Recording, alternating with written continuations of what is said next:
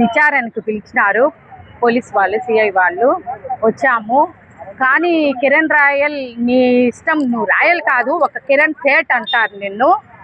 నువ్వు ఎన్ని కేసులు పెట్టుకున్నా నేను రిమాండ్కైనా సిద్ధం. జగనన్న కోసం, కరుణాకర్ రెడ్డి గారి కోసం, అభినయ్ రెడ్డి గారి కోసం ఎంతకైనా సిద్ధం.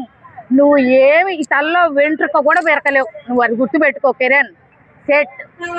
నువ్వు ఏం చేస్తావని, నువ్వు రాజకీయంలో ఎదగలేవు.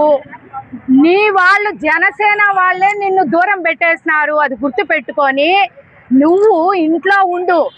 నువ్వు సస్పెండ్ అయినావనేది గుర్తు పెట్టుకో. పదే పదే పదే పదే చెప్తాను. నేను ఎక్కడున్నా నేను చెప్తాను. నీ మీదే నిన్నే నేను టార్గెట్ చేస్తాను. అది మాత్రం తప్పదు కిరణ్ సేట్.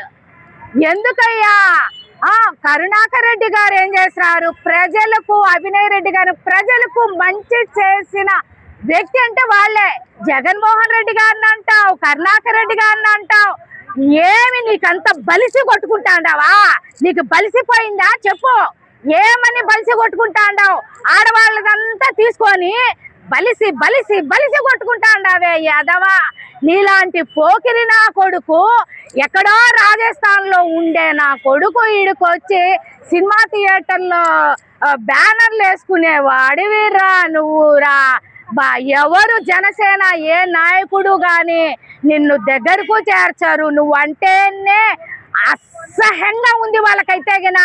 నువ్వు మాట్లాడే మాటలు, నీ రోత చేష్టలు, నీ వెక్కిరి చేష్టలు ఏమనుకుంటాడవో. నీకు టార్గెట్ కబద్దార్ నా కొడుక. నువ్వైనా ఉండాలా, నేనైనా ఉండాలా చూసుకో. నిన్ను పంపించే జాచాడు పంపించేంత వరకు నేను నిద్రపోను. నీ గుండెల్లో నిద్రపోతాను నేను నా కొడుక. నువ్వు పడుకున్నా లేచినా గీతా యాదవ్ అక్క నేను అనుకుంటా ఉండాలా. నువ్వు చూసుకో నా కొడుక. నువ్వు ఏమిరా బలిసి కొట్టుకుంటాండావు? ఏం మాట్లాడుతాండావు? జగనన్నను మాట్లాడతావు నీ ఇష్టం వచ్చినట్టు, కరుణాకర్ రెడ్డి గారు మాట్లాడతావు, అభినయ్ రెడ్డి గారు ఏం చేసినారు వాళ్ళు చెప్పు. నిన్ను ఏమి చేసినారని బలిసి కొట్టుకుంటాండావో. కబద్దార్ నీ గుండెల్లో నిద్రపోతా నా కొడక.